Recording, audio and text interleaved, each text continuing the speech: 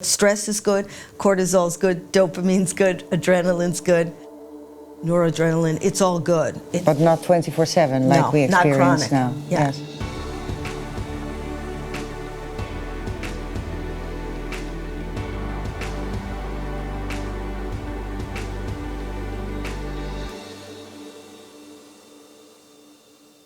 I'm talking to Ruby Wax. This time we're going to talk about the brain on stress, because there's a lot of interesting facts going on there that might help you when you have to deal with a frazzled mind.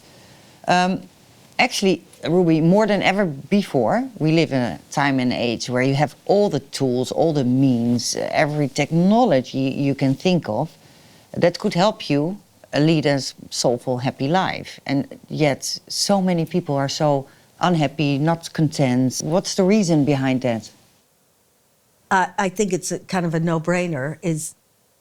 Again, nice pun. Yeah, we live in a time where the news is churning your anxiety. You don't need close-ups like that. You don't need music that's like from a horror show. You don't need endless death tolls. No. And that's not good for our health. You know, just give me the news. But they know we're creatures of addiction. So I think the producers sometimes kick it up, because then when we get scared, as I said before, you lose your memory. You can't think straight.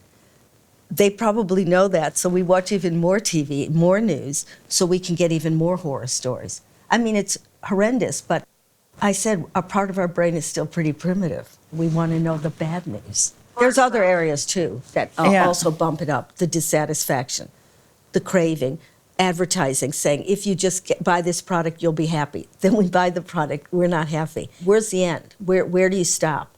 Nobody tells you that when they tell you how much, but they don't tell you what's enough. Well, it's dopamine, it's a hit.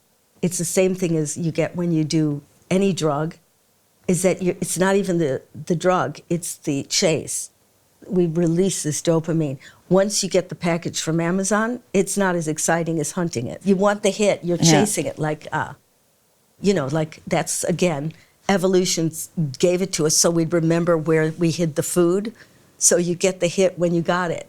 It's all intentional, it's just in this culture it's backfiring. I know physically, yes, if you do it correctly, whatever, yoga, if you're not competing, but you're focused on your body and not looking at the 17-year-old next to you, I can't do that. Or Pilates, and you're not worried about, I've got to get a really tough pelvic floor that I can return, a squash ball if somebody hits it at me. Or martial arts, or Tai Chi, or even athletes are now trained to focus in and feel the muscles you need. Don't get distracted. And then when they play or they do their sport, they're totally present. And they're not thinking about, where they park their car. They're training athletes this way. But it's training that gets your mind into your body. That's the essence of mindfulness, too. There's a part in your body that's, when you're on high alarm or fight and flight, it's the amygdala. And you need it. It's your alarm system. And then you gush cortisol, which, by the way, it comes here, so your body's involved. That's where it's released. So when you're on high alarm, and we're on it too much, you burn out.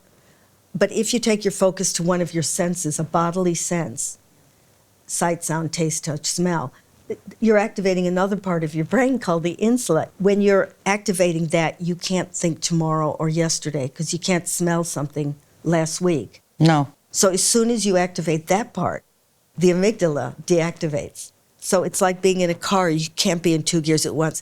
But here's the thing. You won't stay in sense mode. So again, don't punish yourself, because it would take you 300 years to brush your teeth. What happens with humans, the thoughts always come, and they're supposed to. You notice them, and with kindness, not by yanking it back, you come back to the sense you are focused on. Thoughts come, you bring it back really gently to whatever the sense was. It'll take it again for 1 minute or 5 minutes or 40, whatever. And each time you do that, that's like doing a sit-up.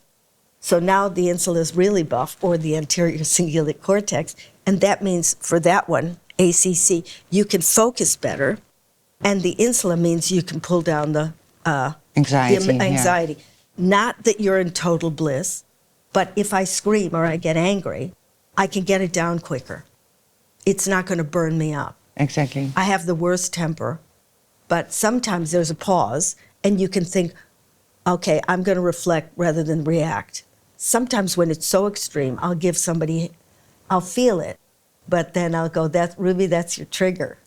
And Yeah, then exactly. you can reevaluate how you express yourself. The reason why so many young people feel, burned out or whatever, depressed, not happy, if it also has to do with the fact that they have so many choices.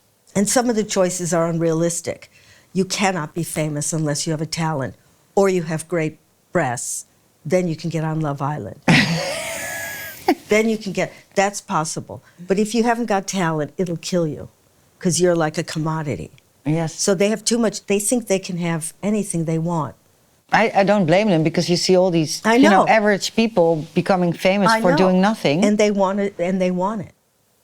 Or you want to be popular, or you want whatever, and they think there's a way to do it. I'm going to do more tweets. I'm going to enhance my body on Instagram. Then it's going to help. So those are your choices. Yeah. So what it maybe boils down to then, that you have to get to know yourself first, right? It's always that. But it all starts with, we call it authenticity, but it all starts with your finding out who you really are. Or you get a taste of it. A taste. And then you forgive yourself. That's about it. Wow, that's beautifully said.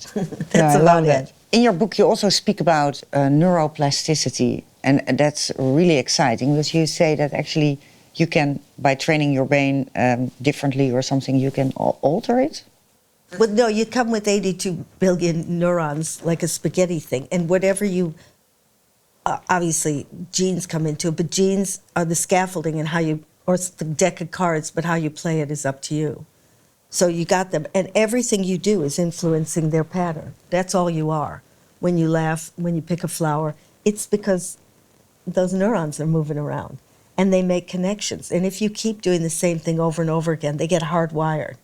So that's why if you stick to your habits, they get harder and harder. If you do the same thing every day, they don't grow. That means you become rigid and more one-dimensional.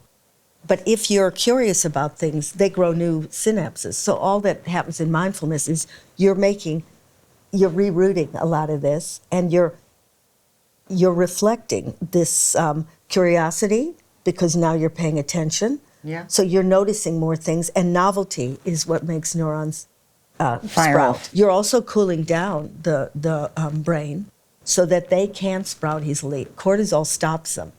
It freezes the brain. That immediately, that hippocampus, that memory, one of the memories, it withers. So neuroplasticity is always happening. If you're practicing this mindfulness, you're shifting, the formation. It's like a pile of sand and it blows. It's always changing. But if you train it, let's say for compassion, or you train it for attention, it gets hardwired, and that becomes your habit instead of looking for the bad news. So the word mindfulness has popped in and out every now and then in this conversation, but we didn't really actually talk about it. To me, I love the science, and it makes me seem so smart. The amygdala's up, right? And we live in a world now where it's up.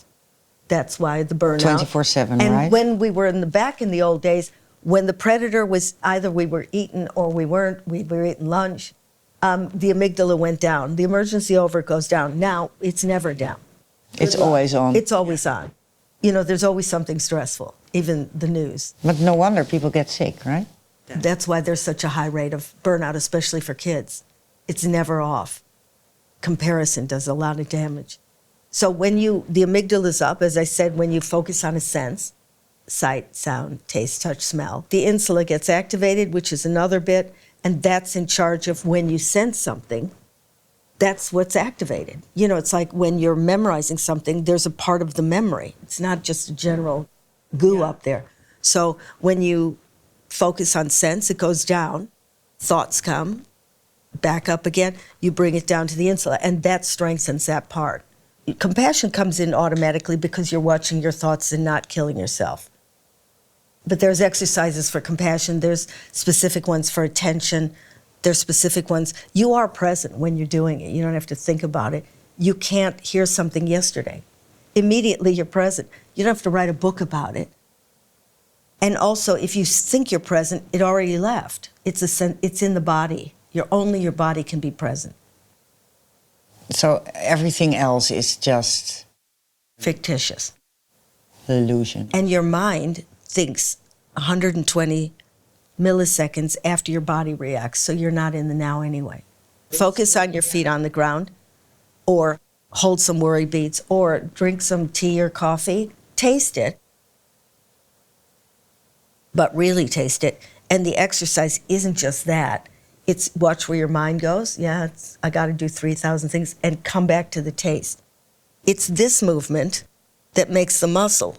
If there was no bar, if there was no resistance, there's no exercise. There's no exercise. So the resistance is the thoughts. If I might sort of compress it into one sentence, it really is training your brain, like you said before. Stress is good, cortisol's good, dopamine's good, adrenaline's good, noradrenaline, it's all good. But not 24/7 like we experience now. Yeah. Thank you, Ruby. This was really enlightening for me. I'm really looking forward to discussing your book, your newest book, which is called A Mindfulness Guide for Survival. Oh, and that's going to help us all, right? Yeah. Yeah, and you're going to explain to us all the topics that are in there, and we might even do a little exercise. But till then, thanks. Thanks.